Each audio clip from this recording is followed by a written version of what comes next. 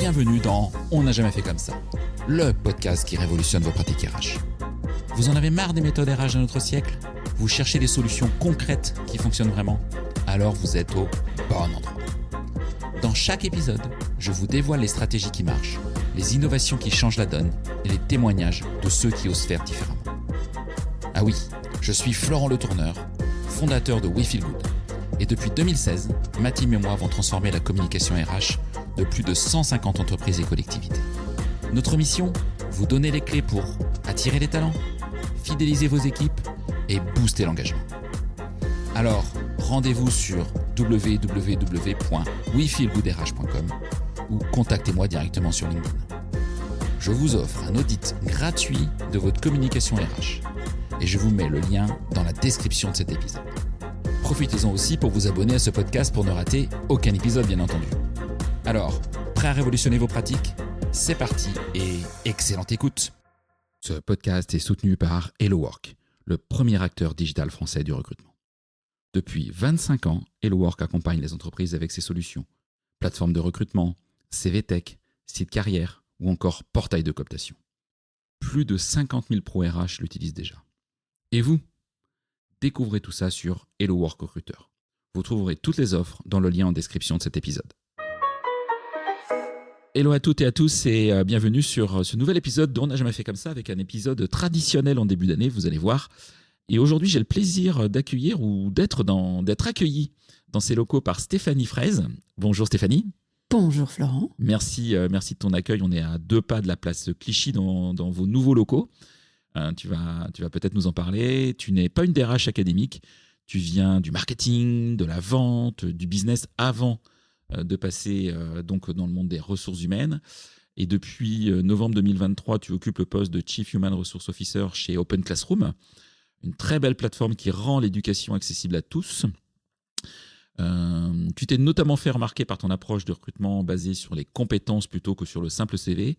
J'ai trouvé plein de littérature sur le web sur ce sujet, mais aussi ton pragmatisme sur l'usage de l'IA dans les processus RH, un vaste sujet aujourd'hui. Et donc Stéphanie, aujourd'hui, un grand merci d'être avec nous sur On n'a jamais fait comme ça. On va explorer rapidement ou pas si rapidement que ça ton parcours, tes convictions surtout du métier et cette vision que tu portes pour les RH de demain avec un exercice donc, que je disais toujours un peu difficile, ta vision des tendances de notre métier en 2026. Alors c'est forcément des choix, mais toi comment tu vois effectivement la fonction RH évoluer cette année, peut-être les années futures. En tout cas, une nouvelle fois, un grand merci de me consacrer du temps. C'est très, très chouette parce que on a tous des agendas bien compliqués. On enregistre en tout début d'année 2026, donc les rentrées sont toujours bien chargées en général. Ouais. Alors justement, ton parcours. Je disais, c'est pas celui d'une RH classique. Pas fait une école RH avec un parcours RH tradi. Est-ce que tu peux rapidement nous raconter ce qui s'est passé dans ta vie pour arriver dans la fonction RH et puis on va revenir sur d'autres sujets. Avec plaisir. Merci pour ta confiance déjà, Florent. Je suis ravie d'être sur ton podcast. En effet, j'ai un parcours qui n'est pas tout à fait académique puisque ça ne fait qu'une dizaine d'années que j'évolue dans la fonction RH. Avant ça, j'ai eu un parcours d'abord marketing puis commercial. Marketing dans des grands groupes, j'ai commencé chez Orange pendant quelques années. Et ensuite, je suis passée chez Canal+. Ah oui, des grosses structures. Voilà, donc plutôt des grosses structures, très grosses puis grosses. Canal+, j'y suis restée une bonne quinzaine d'années. J'ai adoré cette entreprise. J'ai eu la chance d'avoir un mentor professionnel là-bas qui m'a aidée et m'a accompagnée dans mes différents mouvements professionnels. Et donc, j'ai fait d'abord beaucoup de marketing. Ensuite, j'ai évolué vers une fonction commerciale pendant 5 ans, qui était vraiment du commercial dans le dur, puisque je m'occupais de la distribution des abonnements Canal+ dans les magasins, avec des distributeurs partenaires comme la grande distribution, Carrefour, Auchan. C'est à l'époque, effectivement, on souscrivait dans les grandes surfaces. Ouais. Et en fait, je m'occupais de toutes les forces de vente commerciales qui s'occupaient de développer la formation des vendeurs et la mise en avant des offres Canal dans les magasins. Et en fait, c'est durant cette expérience que j'ai découvert, premièrement, l'ampleur des besoins RH d'une équipe qui est en pleine transformation, puisqu'on a, pendant 5 ans, ce dont je me suis occupée, c'était de transformer complètement le positionnement de ce canal de vente et du coup par ricochet le métier de nos équipes de vente qui s'est complètement transformé. Donc il a fallu que j'accompagne cette transformation. Et là, j'ai fait une rencontre professionnelle RH magnifique, dont on reparlera à la fin, qui m'a énormément aidée dans cette transformation. Et j'ai trouvé son métier passionnant. Je me suis dit, mais c'est génial en fait de pouvoir donner comme ça des clés, des outils, des aides pour accompagner les gens du business et les aider à grandir, à se développer et à délivrer et à atteindre leurs objectifs. Et donc, je me suis beaucoup rapprochée des équipes RH à ce moment-là. Et moi, je leur ai dit, je veux faire votre métier. Et j'ai eu cette chance incroyable parce que mon mentor professionnel qui m'avait accompagnée chez Canal depuis plusieurs années, qui m'avait déjà fait faire ce move au commercial, était aussi le CEO de Dailymotion, qui faisait partie du même groupe que Canal, un groupe Vivendi. Ah, ok. Et Dailymotion avait été racheté par Vivendi 1 an avant et ils refaisaient tout leur comité de direction. Et du coup, il m'a dit, écoute, viens, on cherche notre DRH, viens. Ce qui évidemment a été un saut dans le vide, gros syndrome de l'imposteur à ce moment-là. Saut dans le vide, j'ai jamais fait ce métier, je ne connais pas la technique du métier. Je passe sur le digital alors que je venais de Auchan Carrefour et international, j'avais plus parlé anglais depuis des années. Donc à 360, ça a été vraiment un saut dans le vide incroyable, mais j'ai eu un accueil formidable des équipes sur place. Et surtout, j'ai travaillé dur pour réussir à comprendre tous les enjeux de la fonction et essayer de délivrer le plus possible. Voilà. Donc j'ai eu cette chance de faire cette reconversion à ce moment-là. J'y suis restée 3 ans et demi chez Dailymotion. Et ensuite, j'ai évolué essentiellement dans la tech parce que comme j'étais arrivée par Dailymotion, j'ai eu cette marque de fabrique et donc j'ai fait ensuite Blablacar, où j'ai vécu aussi de très belles transformations parce que Blablacar, au moment du Covid, au moment de la guerre aussi Russie-Ukraine, dans lequel on avait beaucoup d'activités. Et puis ensuite, j'ai fait un petit passage dans une start-up qui a entre-temps été rachetée et dans laquelle je ne suis du coup pas restée longtemps, qui s'appelle Mastéos. Je voulais prendre la fonction RH du début. C'est comment de construire la fonction RH en série A dès le lancement. Bon, il se trouve que ça n'a pas fonctionné, mais ça a été une parenthèse instructive. Et ensuite, Open Classrooms. Voilà. Donc, depuis une dizaine d'années, DRH dans la tech avec surtout des enjeux éventuels de transformation, en fait. C'est hyper intéressant, hyper riche. Pas d'école RH, du coup? T'es pas retourné sur les bancs de l'école? Non, si, je suis retournée évidemment sur les bancs de l'école parce que mon syndrome d'imposteur a fait qu'à un moment, il a fallu que je mette un peu un diplôme. Mais ceci étant, j'ai absolument aucun regret. J'ai choisi cette formation. J'ai été très bien conseillée par mes pairs RH qui m'ont dit, à ton âge avancé et à ton niveau d'expérience, ça sert à rien que tu ailles te former sur la technicité du métier. Tu vas pas aller apprendre à faire, même s'il faut évidemment le maîtriser, mais c'est pas ça qu'on attend de toi. On va attendre de toi à ton niveau d'expérience et de seniorité, d'être plutôt dans une fonction stratégique. Et donc, j'ai fait la formation de Sciences Po, l'exécutive master RH de Sciences Po avec Michel Barabel. Ah oui, ok. Qui a été une très belle rencontre professionnelle. Michel, si tu nous écoutes, merci encore. Ça fait à peu près 10 fois que je me dis qu'il faut que j'invite Michel sur ce podcast. Tu peux l'inviter. Ouais, en plus, c'est un mec en or. C'est un père RH incroyable. Et ça a transformé beaucoup de choses pour moi. Pas uniquement sur la technicité de mon métier, mais j'y ai fait énormément de rencontres professionnelles avec qui m'ont aidé à développer mon réseau. C'est là que j'ai découvert l'IA aussi, à ce moment-là. D'ailleurs, petite anecdote, mon mémoire de fin de diplôme était sur l'impact de l'IA, sur la gestion des talents et des compétences, à un moment où l'IA était quasi inexistante. Michel m'avait dit, tu devrais faire une série d'articles sur LinkedIn. J'aurais dû, je l'ai pas fait, mais c'est comme ça. Tu vois, j'ai rencontré des gens comme Séverine Loureiro, j'ai rencontré des gens comme Jérémy Lamry, que je suis beaucoup depuis. Voilà, j'ai fait des très belles rencontres et ça a vraiment changé ma vision de mon métier et ça m'a ouvert un réseau absolument incroyable. Donc, Et le monde n'est fait que de rencontres. Exactement. Et là, tu le prouves, mais sur tous les points. Ah, mais complètement. Voilà, et ça, j'en suis ultra convaincu. En quoi cette trajectoire, ta trajectoire influence peut-être aujourd'hui encore ta manière de penser la fonction RH? En fait, ce qui essentiellement caractérise ma façon d'opérer, c'est que comme je viens du business, et que j'ai eu un amour des RH par l'angle du business, de comment les RH peuvent aider le business, ce qui me drive, c'est ça. Voilà, c'est-à-dire que je ne conçois pas ma fonction et j'invite tout le temps mes équipes à penser client interne avant toute chose. Donc nous sommes là pour aider nos clients internes, nous sommes là pour comprendre leurs enjeux et leurs besoins et nous sommes là pour leur apporter des solutions. Et dans un monde idéal, quand la fonction RH est assez mature, pour les anticiper le plus possible, on en reparlera. Mais on est là pour avoir une compréhension du business suffisamment importante pour anticiper avec le business comment on va pouvoir les aider en avance de phase, en mettant en place les organisations, le recrutement des talents, les politiques, peu importe, qui vont les aider au moment où ils vont devoir accompagner une croissance, une transformation, peu importe.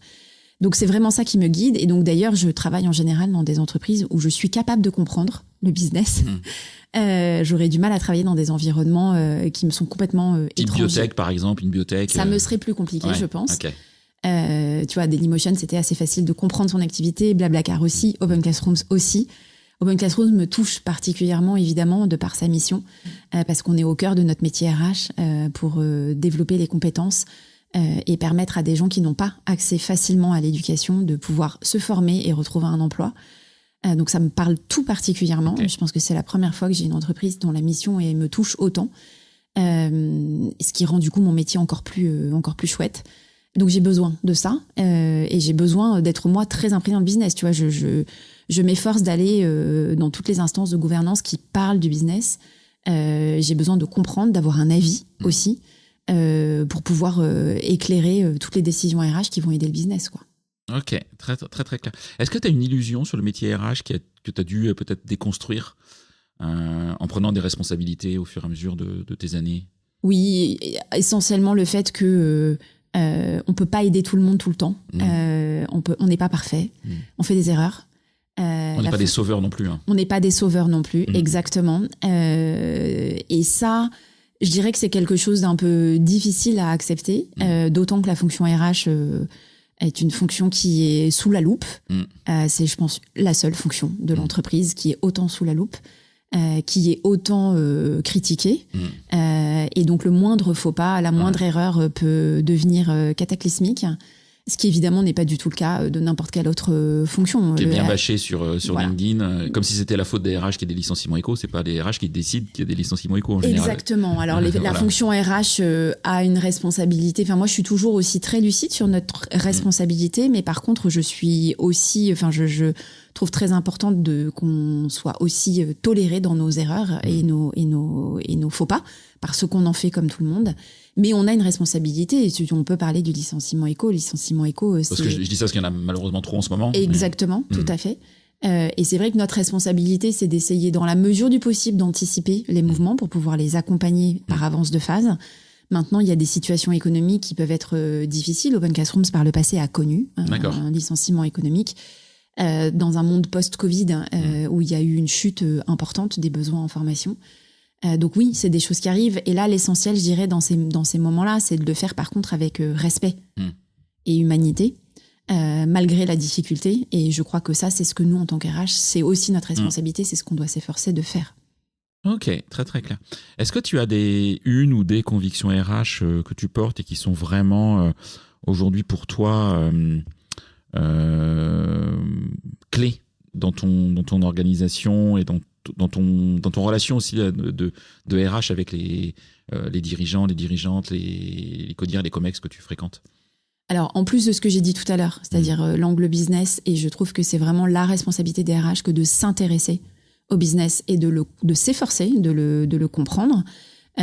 Outre ça, il y a un sujet de quelle est la position du rôle. Position du rôle déjà dans l'organisation. Je me suis très souvent exprimée sur le fait que j'étais totalement opposée aux organisations qui ne positionnent pas le rôle RH au même niveau que les autres fonctions de l'entreprise, notamment la fonction financière, par exemple, pour ne citer qu'elle. Ah ouais, moi, ça m'horripile toujours quand je vois un RH rattaché à un DAF dans une offre d'emploi. Un DAF, un secrétaire général, un CEO, t'as plein de formats très différents. Il n'y a pas de raison. Voilà. Nous, notre responsabilité, c'est de montrer qu'on peut amener de la valeur. Une valeur qui du coup se justifie comme étant positionnée au plus haut niveau de l'organisation, comme les autres fonctions RH, comme les autres fonctions de l'entreprise, pardon. Donc ça, c'est déjà un premier sujet qui me tient à cœur. Mais du coup, dans ma façon d'opérer et dans la façon dont je pense que les RH doivent opérer, c'est premièrement, comme je l'ai dit, s'intéresser au business, parce que c'est comme ça que tu vas amener de la valeur. Ne pas être dans sa tour d'ivoire, isolé avec ses politiques RH qu'on va appliquer de façon un peu académique et scolaire. Mais comprendre quels sont les besoins, c'est-à-dire réconcilier à la fois ce qu'on pense nous important d'un point de vue RH, mais aussi ce qui va concrètement répondre à un besoin et impacter le business, le delivery, peu importe les besoins de l'entreprise. Est-ce que c'est un besoin de recrutement? Est-ce que c'est un besoin de transformation, d'anticipation sur les compétences? Peu importe. Est-ce qu'il y a des enjeux de santé mentale? Etc. Et de co-construire. Voilà, de co-construire, ça c'est quelque chose que je trouve extrêmement important. Tout comme je disais que je drive mes équipes en leur expliquant que nous avons des clients internes, on a aussi un enjeu de pas être top-down dans notre approche et de pas arriver avec des idées toutes faites. On doit absolument passer par cette phase de co-construction. C'est assez basique et élémentaire, mais comprendre les besoins, imaginer les solutions, les aligner et les valider avec nos clients internes pour pouvoir ensuite les dérouler efficacement. Ok, très très clair. Alors, tu as un peu préparé cet épisode parce qu'il est un peu plus difficile que d'autres épisodes. Ouais, il y a un petit peu d'enjeu. Donc j'ai quelques éléments effectivement de tes futures réponses que tu m'as transmises. Avant toute chose, si on parle tendance, tu m'as parlé d'un réalignement forcé entre société et travail. Ouais. Qu'est-ce qui, selon toi, rend 2026 peut-être différent des crises précédentes qu'on a pu vivre ces dernières années en tant qu'RH? Alors peut-être déjà le premier élément, et je vais revenir sur pourquoi réalignement forcé, mais je trouve qu'on démarre cette année 2026 avec une multitude, en effet, de tensions externes et internes accumulées. Ça fait quand même des années qu'on vit des transformations énormes, rapides. On a eu le Covid, le télétravail, on a eu plus récemment, évidemment, l'IA, on va en reparler. Ça, c'est, je dirais, ce qui touche directement les entreprises, mais il n'y a pas que ça. On a aussi plein d'éléments externes qui viennent nous impacter et qui prennent de plus en plus de place dans la société. On peut parler de tout ce qui est géopolitique, on peut parler des enjeux sociétaux, on peut parler des enjeux culturels. Il y a énormément de conflits internationaux, on a énormément de sujets qui de plus en plus viennent impacter l'entreprise sur les sujets écologiques, les sujets religieux. Ça, c'est des éléments qui, je trouve, ont énormément cru en 2025. Et en parallèle de tout ça, on a aussi un effet, et c'est un effet un peu ciseau, avec des attentes des salariés qui ne cessent d'augmenter. Ils ont besoin de plus en plus de sens, ils ont besoin de flexibilité. On a vu que le télétravail était devenu un peu challengé maintenant. Ils ont aussi des attentes en termes de transparence. On a cette porosité vie pro, vie perso qui prend de plus en plus de place. La parentalité, la place du temps perso. Et un dernier élément qui, moi, quand j'ai préparé cet épisode, m'a frappé. Je suis tombée sur une étude qui disait que dans les années 90, il y avait 60% des gens qui indiquaient que le travail avait une place importante dans leur vie. Le chiffre récent sur cette même étude est descendu à 24%, ce qui en dit extrêmement long sur la perte de confiance que nous avons collectivement dans la société que constitue, enfin dans le groupe que constitue le collectif, que constituent les entreprises. Et donc en fait, quand tu accumules tous ces éléments-là, alors pourquoi 2026 ? Parce que je trouve que ça s'est renforcé en 2025. On a vu beaucoup sur LinkedIn de stigmatisation autour d'un certain nombre de ces sujets qui prennent de plus en plus de place.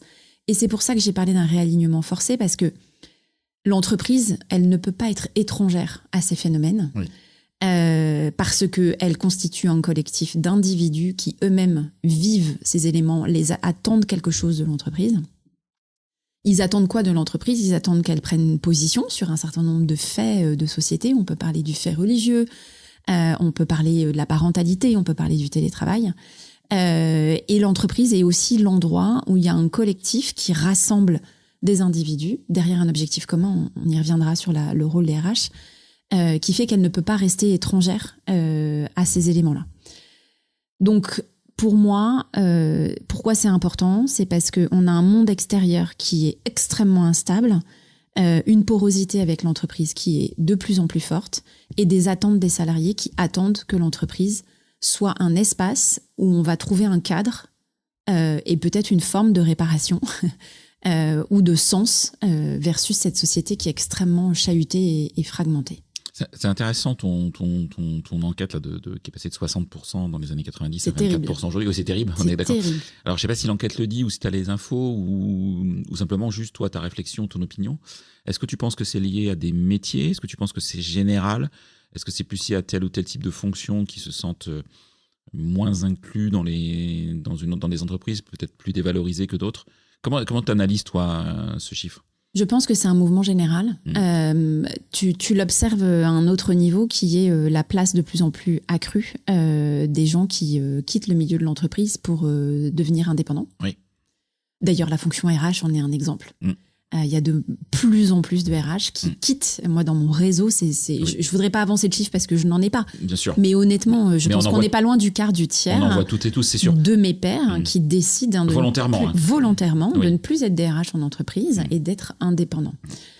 Pourquoi ? Parce qu'en fait, ils ont du mal à trouver leur place dans une organisation telle qu'une entreprise classique.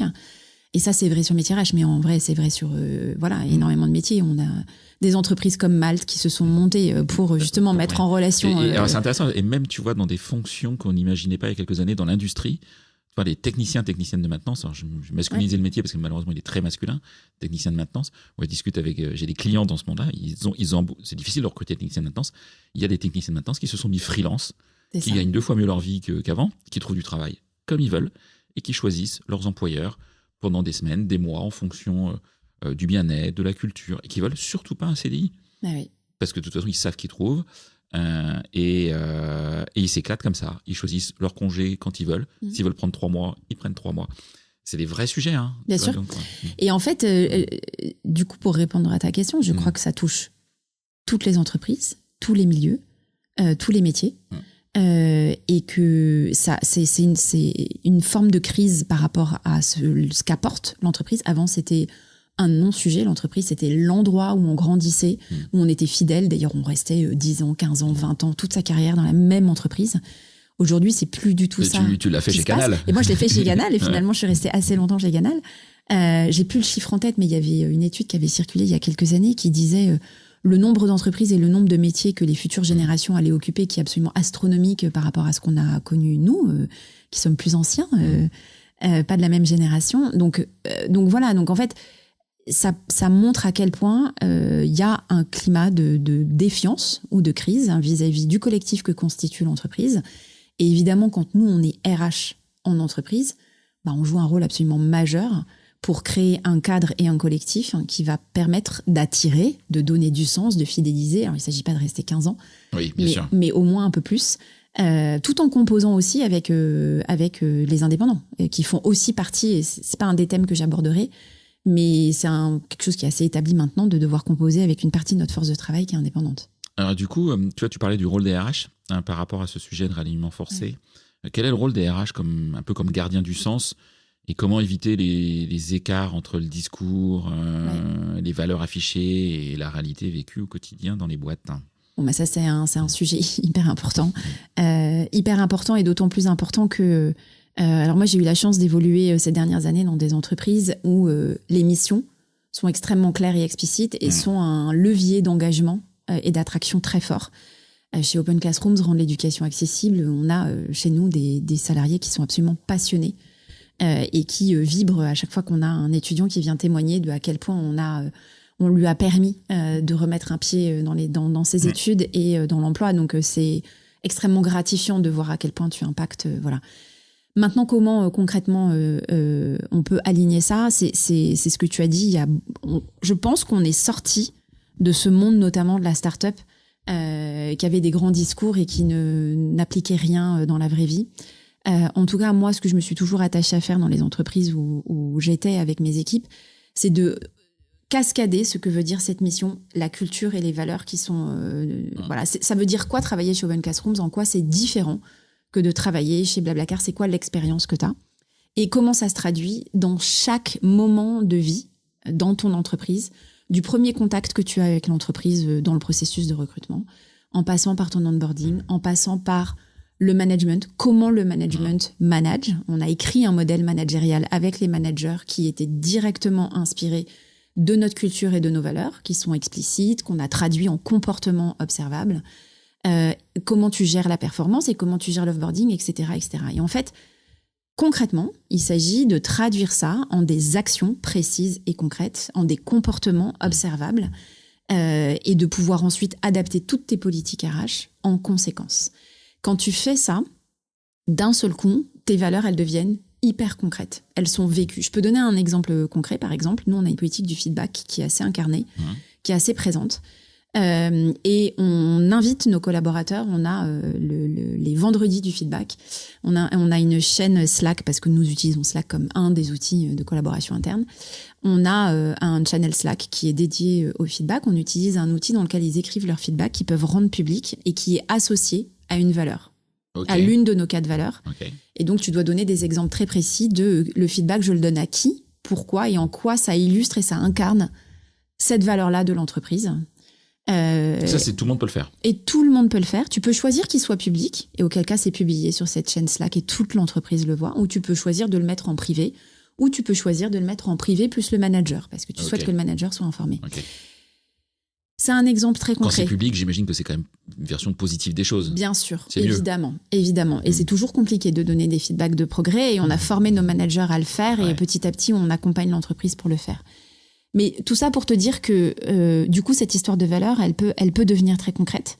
Et tu peux du coup faire en sorte que ça devienne quasiment impalpable. C'est-à-dire que les collaborateurs sentent et ressentent la culture et les valeurs parce qu'ils le vivent dans leur quotidien.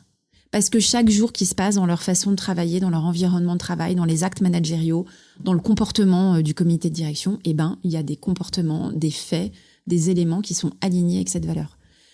Autre exemple, on a une de nos valeurs qui touche à la transparence. En fait, on communique sur nos chiffres de façon extrêmement détaillée, très régulièrement. On toute transparence sur nos objectifs commerciaux et financiers, nos résultats commerciaux et financiers sont partagés en toute transparence à toute l'entreprise. Voilà.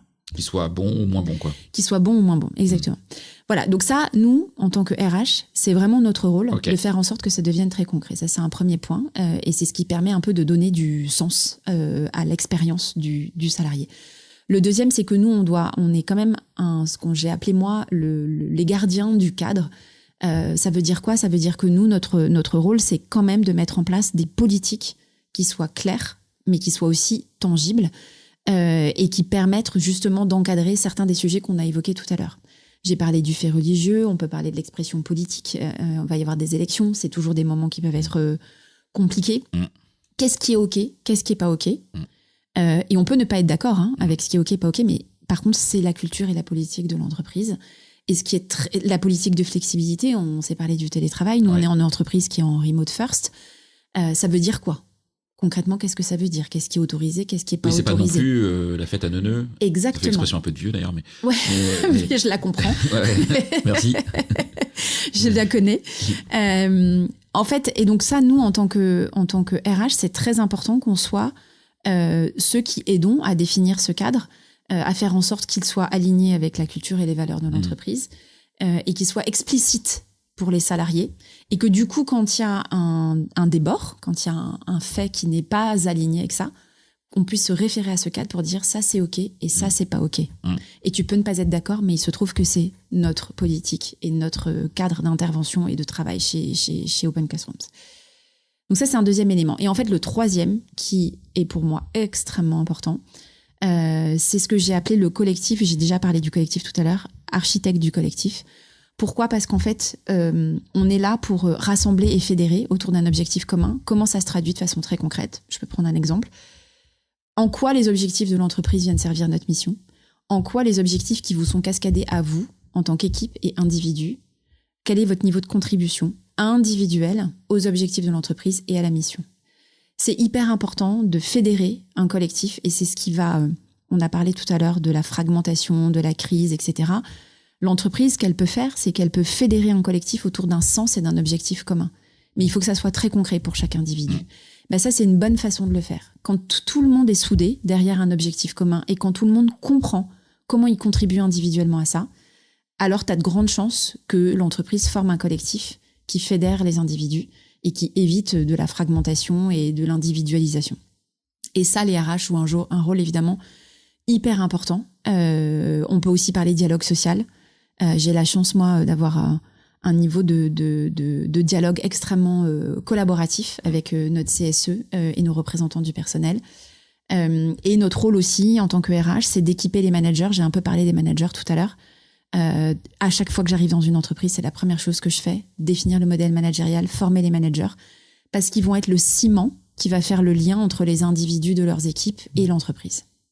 Ok, très riche. Stéphanie, j'ai envie de passer sur un second thème dont tu voulais parler. Bien sûr, autour de l'IA. Et quelque chose que tu as écrit, c'est que t'es pas juste fan de comment utiliser l'IA, qui est souvent une question que l'on a, c'est comment utiliser l'IA dans les RH. Je pense que le problème est plus, en tout cas le sujet est plus vaste. C'est pas forcément un problème, d'ailleurs le sujet est plus vaste que comment utiliser l'IA. J'ai le sentiment, c'est très perso ça aussi, c'est pareil, il n'y a pas de chiffres, que l'IA est aujourd'hui de plus en plus massivement adoptée, mais de façon un peu chaotique, encore très peu encadrée.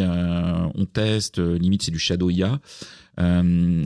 Toi, comment tu vois les choses? Et où est-ce que tu vois aujourd'hui les plus grands risques pour la fonction? Alors, je te rejoins sur le fait que l'adoption, elle est massive. Après, on est dans une bulle. Moi, dans mon environnement, évidemment, je travaille dans des environnements tech et digitaux, donc l'adoption, elle est plus que massive. Et elle est sans doute réalistiquement pas tout à fait la même dans d'autres environnements de travail, mais quand même. En tout cas, on peut pas passer à côté. Non, je pense qu'on peut évidemment pas passer à côté. Alors évidemment, nous, en tant que RH, on a une responsabilité énorme pour accompagner ce mouvement. Je vais pas trop m'étendre là-dessus parce que je crois qu'on est attendu sur autre chose dont on parle beaucoup moins. Mais pour commencer, on est en effet attendu sur le cadre qu'on va pouvoir poser en partenariat avec les équipes digitales, tech, IT, peu importe. Il y a même des entreprises qui ont déjà fusionné les rôles RH et digitaux, pour info. Ah oui, j'ai lu sur ce podcast un DRH et DSI. Voilà. Exactement.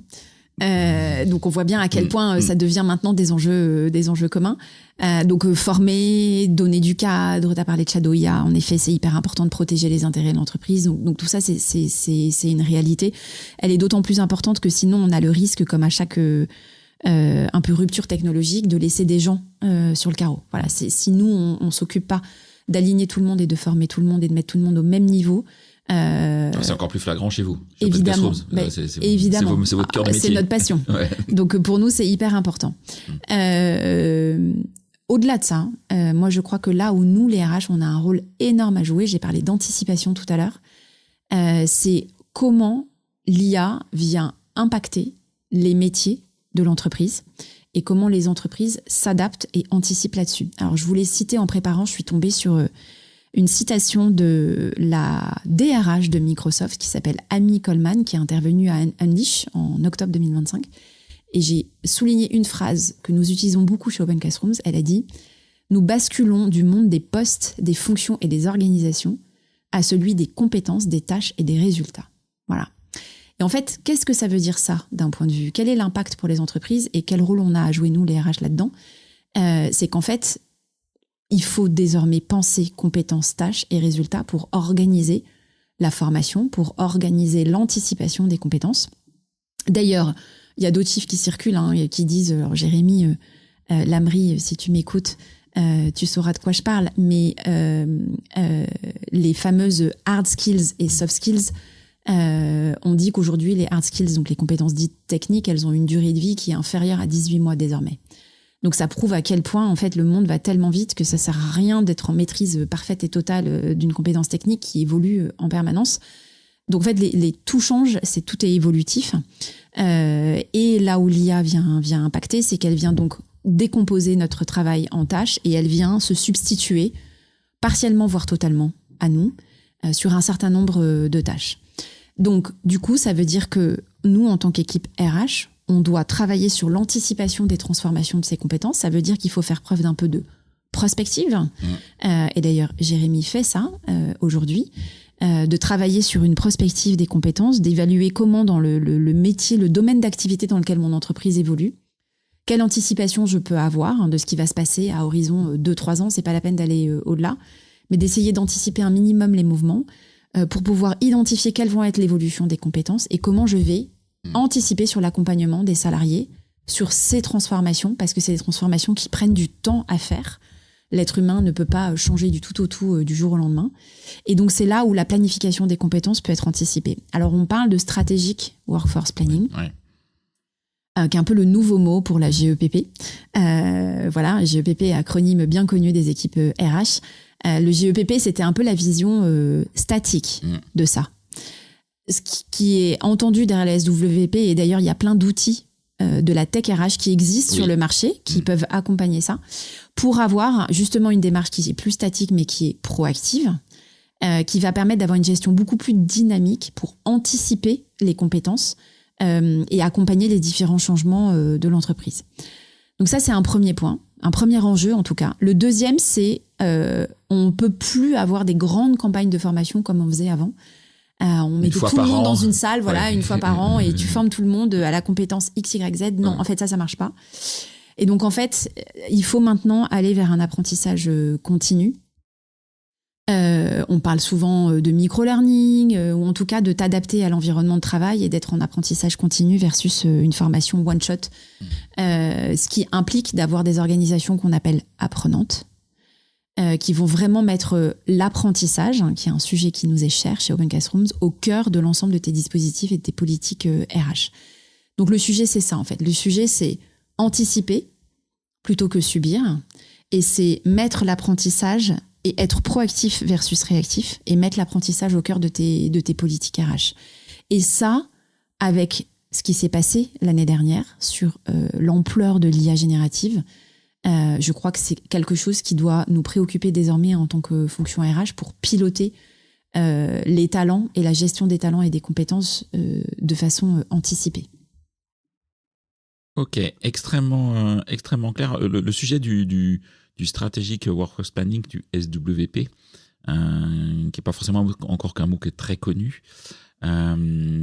Tu m'as bien écrit qu'il doit maintenant être aujourd'hui être continu en fait, et plus une fois par an on fait ce bilan, et puis alors, pour l'avoir fait, alors ça s'appelait pas comme ça à l'époque, mais quand j'étais RH, t'avais pas tous les outils, donc le temps que tu le fasses, c'était déjà foutu. Tu pouvais recommencer. Tu peux recommencer. Ouais. Comment mettre en place un SWP un peu continu, et relié aussi à un sujet que tu as abordé en début d'échange, à la stratégie business de la boîte. Oui. Bah ça, c'est hyper important en fait. Donc c'est pour ça que c'est des chantiers que tu conduis pas du tout de façon isolée évidemment RH, mais que tu conduis aussi avec le business. Donc en fait, comment tu t'y prends en fait, t'as une première étape qui va être une étape de cartographie. Tu cartographies les compétences actuelles de ton entreprise, de tes collaborateurs, des différents métiers, et de là tu vas pouvoir faire deux choses. La première, c'est que tu vas identifier là où ce qu'on sait aujourd'hui de l'IA vient impacter. Ok. Qu'est-ce que tu gardes, où est-ce que ça détruit des tâches ou des compétences, où est-ce que ça peut les augmenter, les aider. Ça, c'est la première chose. Et la deuxième chose, c'est que tu vas anticiper, c'est là où je parlais de prospective tout à l'heure, tu vas anticiper sur mon marché, mon métier, mon business, comment il va évoluer. Tu peux établir différents scénarios. Et quelles vont être les compétences, du coup, qui vont manquer dans mon organisation. Celles qui doivent être développées, celles qui doivent être renforcées, celles qui doivent être arrêtées, celles qui doivent être complétées. De là, tu vas pouvoir établir cette cartographie et tu vas pouvoir identifier les écarts de qu'est-ce qui te manque entre la situation d'aujourd'hui et la situation de demain. Et tu vas établir un chemin pour évoluer et aller vers la cible que tu veux atteindre de façon progressive et continue. Il faut évidemment s'aider et s'outiller, comme je l'ai dit tout à l'heure. Il y a plein d'outils qui existent sur le marché qui te permettent... Vous en avez un chez... Non, vous avez pas. Non, pas encore. Pas encore. Ça fait partie des chantiers. En fait, pour faire ça, je ne l'ai pas précisé parce qu'il faut repartir à la base. C'est qu'il faut déjà pouvoir cartographier tous tes métiers et tes compétences. Et ça, c'est très exactement ce qu'on est en train de faire. On est en plein milieu de ce chantier-là. Donc, il faut commencer par ça. Une fois que tu as ça, là, tu peux t'outiller et tu peux avoir du coup un outil qui te permet de gérer ça de façon un peu dynamique à l'individu. Donc, tu vas créer une espèce de marché en fait interne de tes compétences parce que tu vas pouvoir aussi, au-delà de la formation, faire évoluer des collaborateurs qui maîtrisent une compétence X, Y, Z qui va pouvoir s'appliquer et être transférable à un autre métier de l'entreprise. Et donc ça, c'est ça qui te permet de créer ta dynamique, en plus de toute la formation dont j'ai parlé tout à l'heure, qui va te permettre de venir compléter. Donc tu vas pouvoir soit aller recruter des compétences complémentaires qui te manquent, tu vas pouvoir former les individus qui ont besoin de renforcer leurs compétences, ou tu vas pouvoir transférer des personnes qui maîtrisent une compétence donnée vers un autre métier, parce que eux, dans leur ancien métier, il y a une partie des tâches qu'ils accomplissaient qui n'existent plus. Et donc, tu vas pouvoir les faire évoluer. Voilà. Et donc, en fait, tout ça, c'est ce qu'on appelle, c'est encore un mot anglais, hein, c'est ce qu'on appelle les skills-based organizations. Donc, c'est les organisations qui sont basées sur les compétences. Et en fait, pourquoi ça nous est cher chez nous, chez Open Classroom, c'est que on a toujours eu cette conviction que la gestion par les compétences était une clé absolument très importante de succès. Nous concevons tous nos cours de cette façon-là. Nos cours sont basés sur l'acquisition de compétences. Donc en fait, on ne forme pas à un métier, on forme à des compétences qui composent un métier. Et tous nos modules sont décomposés, compétence par compétence.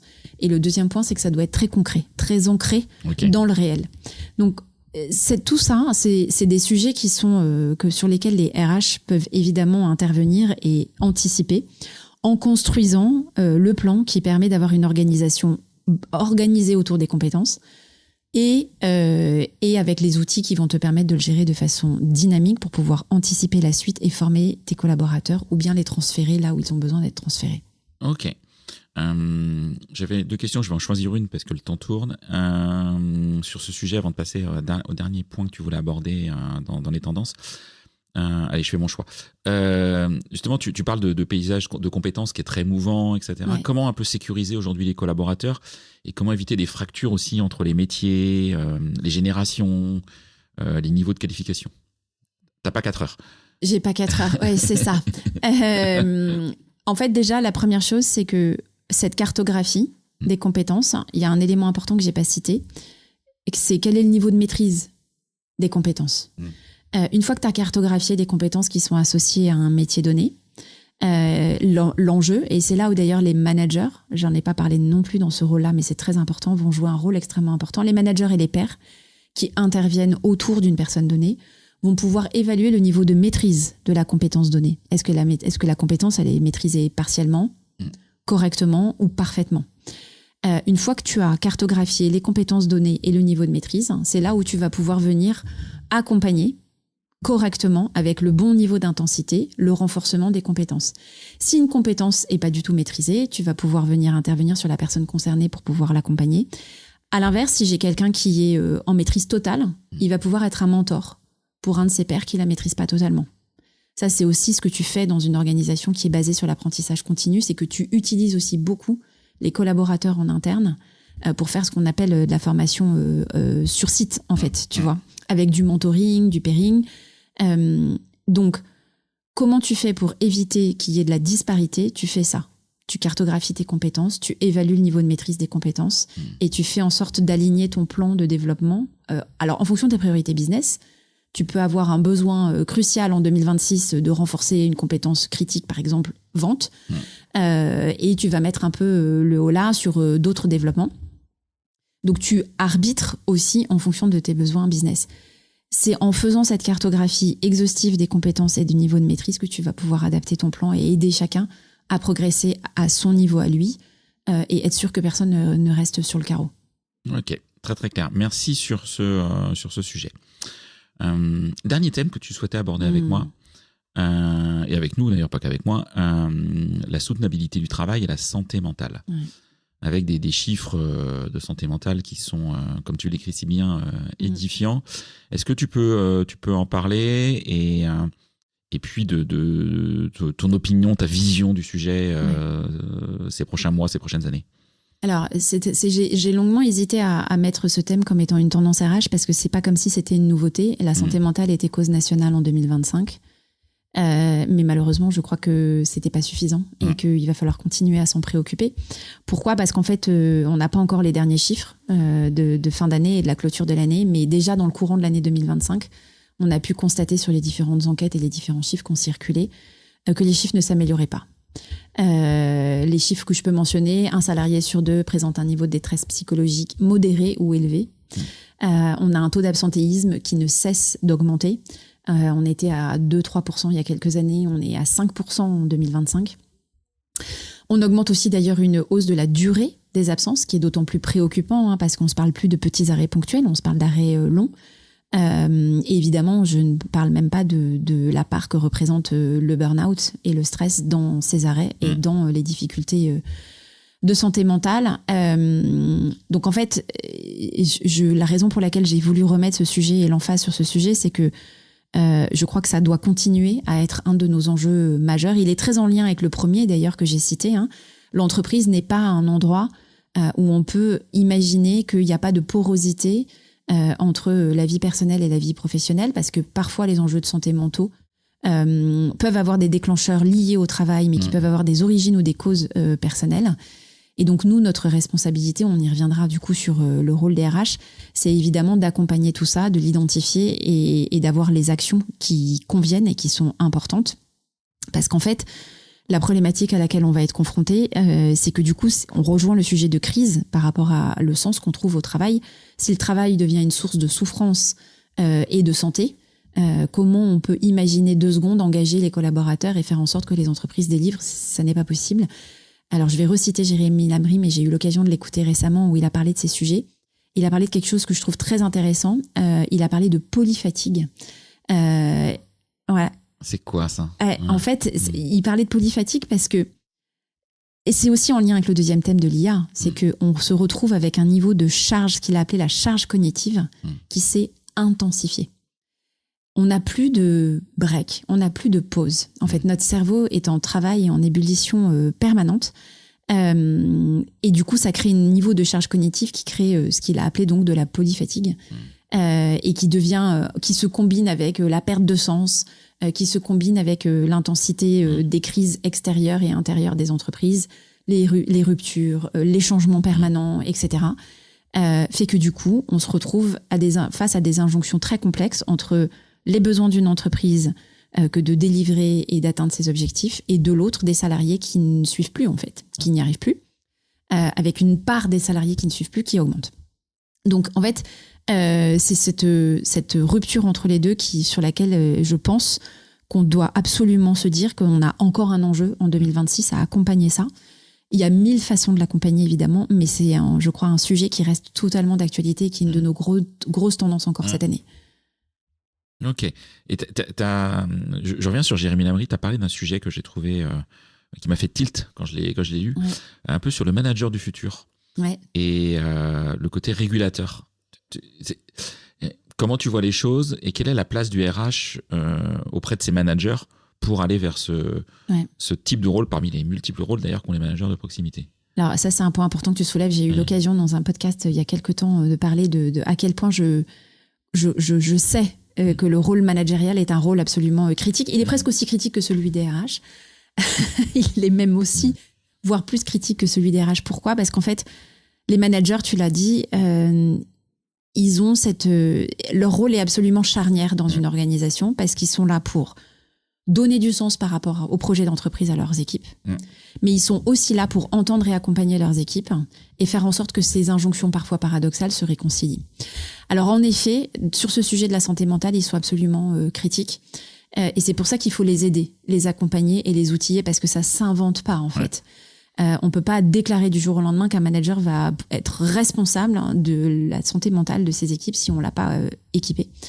Et en fait, donc nous, notre responsabilité en tant que RH, c'est de les outiller, de les former d'abord, tout simplement. Qu'est-ce que ça veut dire? C'est quoi la santé mentale? Un burn-out, c'est quoi? Parce qu'on pense savoir, mais en réalité, on ne sait pas.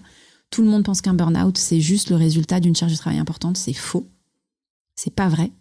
La charge de travail est un des éléments, mais il faut qu'il y ait plusieurs éléments cumulés de façon répétée, intense et dans le temps pour qu'il y ait burn-out. Et la combinaison de tous ces facteurs peut en effet conduire à un burn-out. Ça peut être la charge de travail, mais c'est aussi par exemple la perte de sens, ça peut être l'insécurité, ça peut être des difficultés relationnelles, ça peut être etc., etc. Donc il faut que les managers comprennent ça pour être capables ensuite de le détecter. Il faut qu'ils soient capables d'avoir un dialogue avec les membres de leurs équipes pour être capables de détecter les signaux, qui parfois sont des signaux dits faibles. Et ensuite, il faut qu'ils soient capables d'accompagner, d'avoir le bon niveau de dialogue et pour pouvoir accompagner. Et en effet, Jérémy Lamry a mentionné ça en expliquant que le manager du futur, je quote Jérémy, ne sera ni un coach inspirant, ni un contrôleur de performance, et qui sera un régulateur, pour faire le lien avec la charge cognitive dont on a parlé, un régulateur de la charge cognitive collective. Et que son rôle, du coup, dans ce contexte-là, c'est de faire en sorte que le quotidien des membres de son équipe soit soutenable. C'est-à-dire, ça s'appuie sur des choses assez classiques dans la fonction managériale. C'est donner des objectifs, mais faire en sorte que ces objectifs soient clairs, compris, en lien avec l'entreprise, mais qui soient tenables dans le temps. La régulation passe par, est-ce que moi, en tant que manager, je donne les moyens à mes équipes d'atteindre les objectifs? Et si c'est pas le cas, comment je négocie des moyens supplémentaires? Comment j'obtiens des délais? Comment je priorise pour faire en sorte que ça soit tenable? Ça, c'est le rôle du manager. Arbitrer les priorités. Et puis, il y a ce rôle que j'ai un peu décrit tout à l'heure, qui est comment je structure le dialogue et les échanges avec les membres de mon équipe pour faire en sorte qu'il y ait de la discussion sur les difficultés, et comment j'instaure des rituels qui font que je vais prendre soin de mes équipes. Donc, les managers ont un rôle absolument clé, et les RH ont ce rôle que d'équiper les managers et d'être à l'écoute de ce qui se passe dans l'organisation pour voir où est-ce que ça ne va pas. Alors, question complémentaire, qui est importante, parce que les RH n'ont pas de RH forcément dans leur boîte. Ils n'ont pas forcément la soupape de sécurité pour parler. Et malheureusement, en tout cas, moi, à titre perso, je rencontre de plus en plus de RH qui vivent eux-mêmes ces sujets de santé mentale avec plein de formes différentes, tu les as citées. Quel conseil tu donnerais à un RH qui nous écoute peut-être et qui elle-même ou lui-même n'est pas forcément en pleine forme, un peu en difficulté, et c'est difficile d'aller voir son CEO ou qu'il n'y a pas de collègue RH pour en parler, quoi. Ouais. Alors, je m'exprime aussi très souvent sur ce sujet pour dire que la fonction RH est, selon moi, avec le CEO, une des fonctions la plus solitaire de l'entreprise. Pourquoi ? Parce que en tant que RH, comme tu l'as très bien dit, il n'y a pas de garde-fou. Je suis dans n'importe quelle autre fonction de l'entreprise. Si les conditions de l'entreprise le permettent et le créent, et c'est très important, je vais pouvoir m'ouvrir à mon manager ou à mon RH des difficultés que je rencontre. Le RH n'a personne pour faire ça. Et donc, quel conseil je donne ? Il y en a 1000, mais le premier, c'est d'être soi-même formé et en conscience de ce qui se passe pour moi. Être à l'écoute de mes propres signaux faibles, de à quel moment j'identifie que j'ai des comportements ou des difficultés qui sont les prémices d'une difficulté qui pourrait conduire au burn-out. Ça, c'est le premier point. Le deuxième point, c'est est-ce que j'ai autour de moi les ressources pour m'aider et m'accompagner ? Il peut y en avoir plein. Moi, à titre personnel, je m'accompagne, je suis suivie, j'ai un coaching depuis très longtemps. Je considère que c'est un investissement nécessaire pour ma santé mentale et mon efficacité au travail. Accessoirement, j'apprends beaucoup de choses et je grandis et c'est ce qui m'anime. Est-ce que j'ai des communautés plus larges que ça qui vont m'aider ? Des communautés RH, il y en a plein qui existent. On a, je trouve, cette chance absolument incroyable d'avoir des communautés vraiment très soudées, auprès de qui on peut trouver une source infinie de ressources, d'aide, de soutien, d'où l'importance de du support. réseau. Le réseau, c'est hyper important. Quelle que soit sa forme, mais peu importe. Mais exactement, c'est hyper important. Voilà, je pense qu'une fois que tu fais ça, que tu es en écoute, que tu es capable d'identifier tes difficultés, que tu te fais aider de façon continue et pas en réactif. J'insiste sur le proactif, parce que c'est ce qui évite de s'écrouler. Et que tu as une communauté autour de toi qui va pouvoir t'aider, alors je pense que tu as déjà pas mal d'outils et d'éléments pour éviter la catastrophe. Cet écosystème, c'est aussi l'endroit où tu vas pouvoir te lâcher, où tu vas pouvoir dire des choses que tu ne peux pas dire dans ton travail. Parce que quoi qu'on en pense, les RH restent des humains tels que tous les autres et ont leurs doutes, leurs faiblesses, leurs difficultés, leur esprit critique.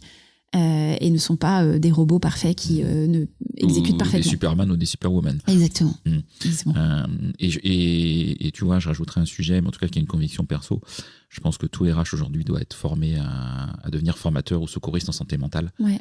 Il y a de plus en plus de sujets autour de tout ça. Parce que c'est pas évident non plus d'accueillir quelqu'un qui va pas bien. Oui. Ça s'apprend quelque part. C'est une compétence. Exactement. Comme les autres. Exactement. Et moi, quand j'étais RH, j'étais 15 ans d'RH, jamais on parlait de ça, quoi. Bien sûr. Voilà.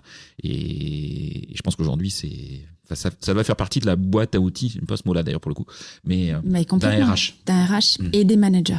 Et des managers bien sûr derrière. Ok, très clair. Pour conclure tout ça, tu as parlé de beaucoup de choses en termes de vision du futur RH. Futur proche, on va dire, RH, ou même futur actuel, présent. Futur actuel, c'est le présent. C'est ça. On va inventer des mots.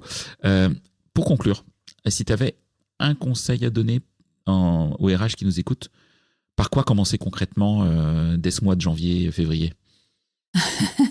C'est chaud, hein. Mais s'il y avait un sujet où tu te dis, là, les gens qui nous écoutent, il faut y aller maintenant, quoi. Alors, la raison pour laquelle je vais te dire que c'est compliqué pour moi de répondre, c'est que je crois que ça dépend énormément de l'entreprise dans laquelle tu évolues. Oui, et du contexte. Et du contexte de ton entreprise. Et souvent, moi, j'ai un peu cette question quand alors moi, j'adore aider les RH, je fais partie de communautés, j'essaye d'intervenir le plus possible. Et tu sors, on se rencontre au Festival RH. Exactement. Venez au Festival RH en octobre 2026. Venez au Festival RH en octobre, exactement. Et je trouve ça toujours très compliqué d'arriver. Je suis désolée, je te fais une réponse de Normand, mais je trouve ça toujours très compliqué d'arriver avec une recette toute faite. Parce qu'en fait, elle est vraiment très propre aux difficultés et ou aux enjeux que tu vis à un instant T. Le conseil que je pourrais donner, c'est ne pas rester seul. Et quel que soit le sujet que tu as besoin d'adresser, de faire en sorte que tu as, premièrement, une communauté qui va pouvoir t'aider de façon très concrète sur la difficulté ou le sujet que tu as besoin d'adresser. Et deuxièmement, d'organiser ta veille pour pouvoir trouver des ressources sans avoir besoin de passer du temps à chercher cette ressource pour qu'elle soit, que tu puisses l'activer le moment venu et être plus efficace et être plus rapide. Si je devais donner des conseils pour démarrer bien l'année, c'est faites en sorte d'avoir une communauté autour de vous, peu importe laquelle, et faites en sorte d'avoir des ressources activables facilement. Ok, merci pour tes conseils. Mes petites questions traditionnelles de fin d'épisode. Et avant ça, est-ce qu'il y a une question que je t'ai pas posée, que tu aurais aimé que je te pose, ou un sujet que on n'a pas abordé, et tu t'es dit zut, je voulais en parler, j'avais pensé ce matin au petit déjeuner, je veux pas partir sans. Non, je crois pas. Enfin, je crois qu'on a abordé. Enfin, on a abordé l'essentiel des sujets qu'on voulait aborder ensemble aujourd'hui, donc qui est déjà large, qui est déjà intense. Si on fait ces 3 trucs-là cette année en tant que RH, ça sera déjà génial. Ça sera déjà bien, ouais. Bah oui. Est-ce que tu as une anecdote pro que tu nous as, quelque chose qui est court, que tu n'as encore jamais raconté à personne, en tout cas par un micro? Mais on en a parlé un peu tout à l'heure ensemble, et oui, c'est pas forcément une anecdote, mais en lien avec les enjeux de santé mentale. Moi, j'ai été confrontée à un burn-out au début de ma carrière RH. C'est pour ça que je me suis beaucoup intéressée à ce sujet et que j'ai voulu comprendre qu'est-ce qui s'est passé, parce que vraiment... d'ailleurs, je me souviens très bien de mon boss à l'époque qui m'a dit « mais j'aurais jamais imaginé que ça puisse t'arriver ». Et en fait, rien que ça, déjà, c'est un problème. Et c'est un problème parce que c'est comme ça que lui me vivait, et c'est un problème parce que c'est comme ça que moi, je me vivais. Et je me suis retrouvée dans la situation que tous les gens qui sont passés par un burn-out te disent, c'est-à-dire le moment où ça m'est arrivé, j'ai eu de la chance parce que j'ai eu une réaction que j'ai pu contrôler et gérer. Il y a des gens qui ne peuvent plus sortir de leur lit, il y a des gens qui ont des conséquences physiques absolument terribles et longues. Moi, j'ai eu cette chance j'ai juste pas pu passer la porte de chez moi. Ce qui était déjà beaucoup. Mais c'était pas un stade suffisamment dramatique. Et évidemment, mon réflexe, tu vas voir un médecin qui te dit « je vous arrête immédiatement ». Et ton premier réflexe, c'est de dire « mais c'est évidemment impossible ». J'ai un séminaire XYZ dans 2 jours, je dois présenter la feuille de route XYZ de l'année de 2000 machin. Je suis indispensable. Et donc évidemment qu'il est hors de question que je m'arrête. Comment les gens vont faire sans moi?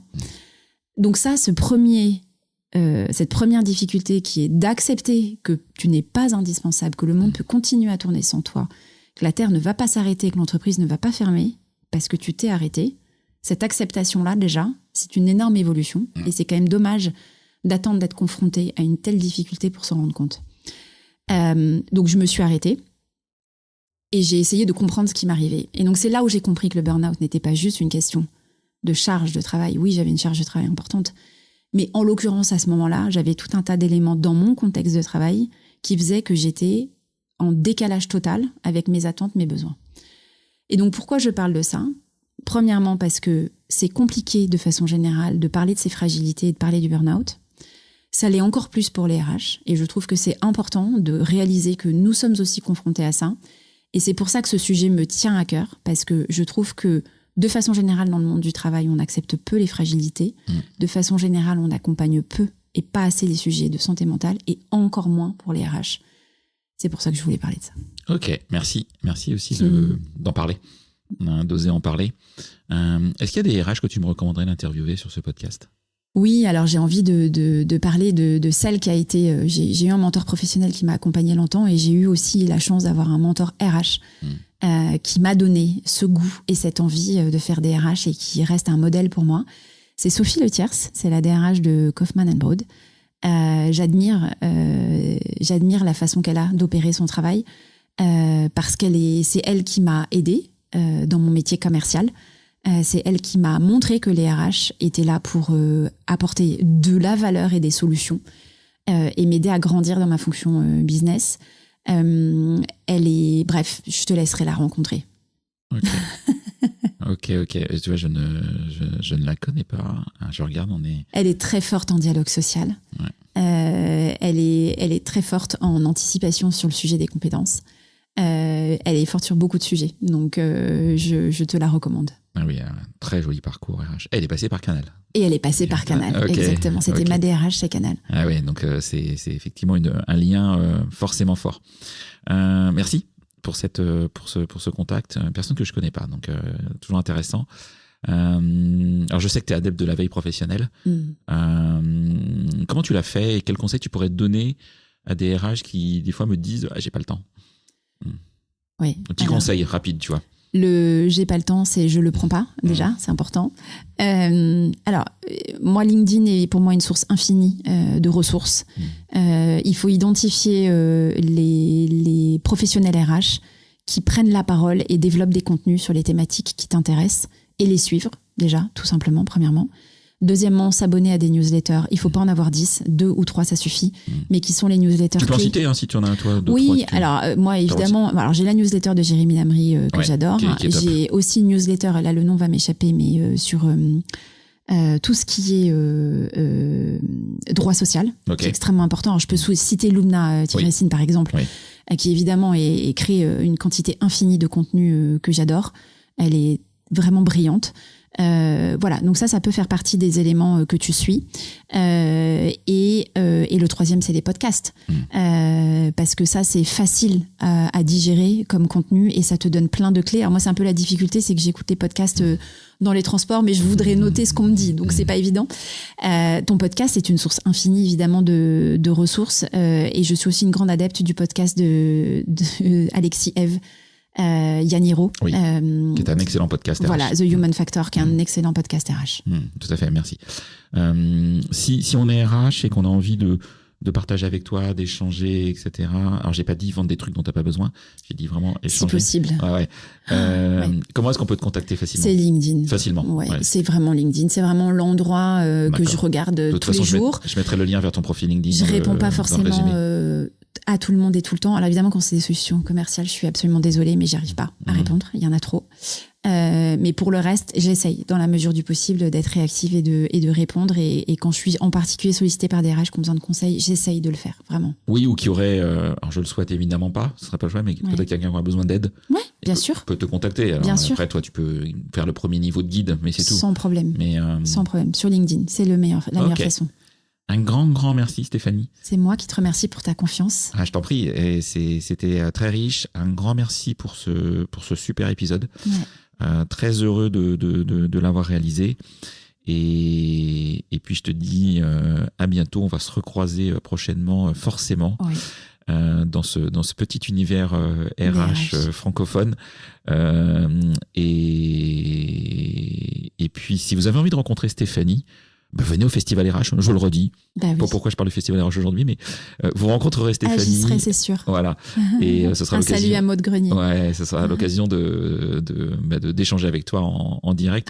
Et c'est un espace qui est en plus hyper chouette pour faire sa veille, s'ouvrir, avoir des rencontres informelles dans un cadre en plus qui n'a rien à voir avec. Voilà. En plus, sans être sollicité commercialement avec des stands, c'est pas du tout le sujet du festival. C'est une très belle parenthèse. Donc, voilà. Je recommande. Merci.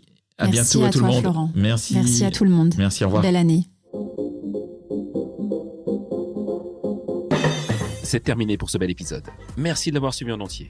Pour ne pas rater le prochain, d'ailleurs je prépare plein de chouettes entretiens pour ces prochaines semaines, abonnez-vous à On n'a jamais fait comme ça. C'est le bouton suivre sur Apple Podcast ou s'abonner simplement sur Spotify. N'hésitez pas également à mettre 5 étoiles si vous avez apprécié ce podcast et à me contacter via LinkedIn pour tout commentaire ou toute suggestion d'invité. À bientôt.